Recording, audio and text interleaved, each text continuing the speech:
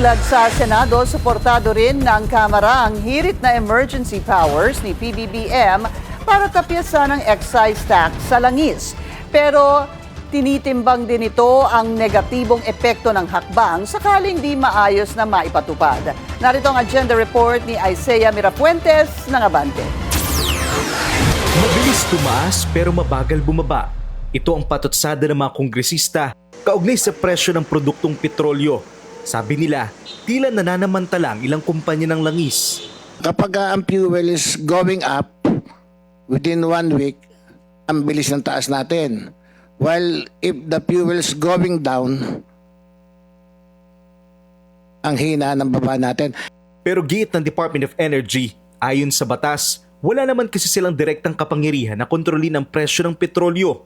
The price is now is not the highest in history, but the one coming from the one that will be implemented tomorrow will be the highest jump. We're estimating it's an deregulated industry, so we do not have the powers to regulate the price. We monitor, they report, they justify. What's positive about the news today is that they have agreed to stagger it. Stagger in a sense that in the whole week, hindi isang bagsakan na 20 pesos kaagad tomorrow. Nagpapatuloy ang diskusyon sa Kamara kaugnay sa hirit ng Malacanang na bigyan ng kapangyarihan ng Pangulo na suspindihin ang excise tax. Sa pagdinig kanina, ipinakita ng Department of Finance na milyong halaga ng pondo ang mawawala sa kita ng gobyerno sakaling mabura ang excise tax. Ayon sa kagawaran, aabot sa halos 136 billion pesos ang revenue loss sakaling ma-abolish ang excise tax simula Mayo hanggang Disyembre ngayong taon.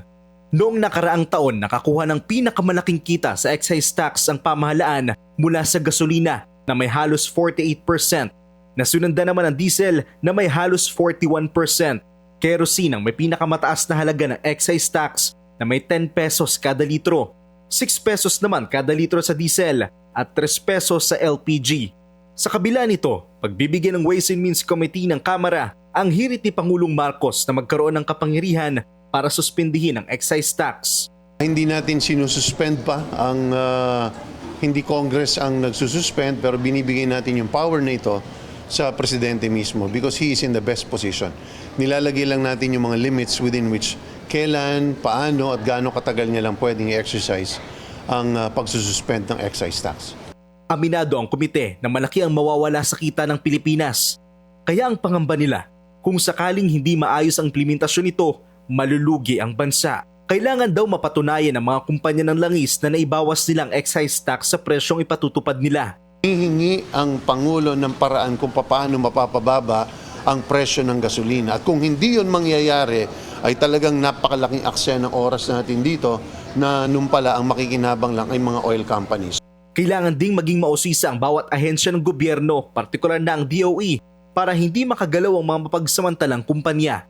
Para sa liderato ng komite, 6 na buwan hanggang 1 taon lang pwedeng itagal ng suspensyon ng excise tax dahil kailangan ng pondong ito para sa maraming proyekto ng gobyerno. Para sa agenda, Isaiah Mirafuentes, Abante. Mag-follow sa aming mga social media accounts at mag-subscribe sa aming YouTube channel para sa pinakahuli at eksklusibong mga balita.